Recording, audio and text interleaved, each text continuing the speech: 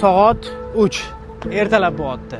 Abu Saxiy parkovkasidaman. 15 kun viloyatda 15 kun viloyatda, 15 kun parkovkada yashayapman. Nima variant qilsamgina, mana shu yaqin atrofdan uy bo'lsa, mazza qilib oilamni olib kelib mana shu yerda yashasam. Okaginam, endi siz parkovkada qolib yoki-da mehmonxonalarga pul to'lab yashashingiz shart emas. Chunki siz uchun 30 oyga, 60 oyga, 90 oyga foiz to'lovni biz yangi ishongular loyihamizda ochib qo'yganmiz.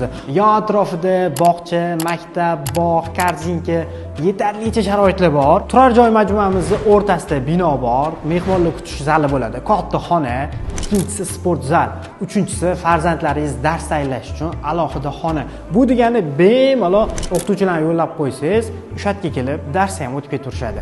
O'z xonadoningizni xarid qilishga kechiktirmang.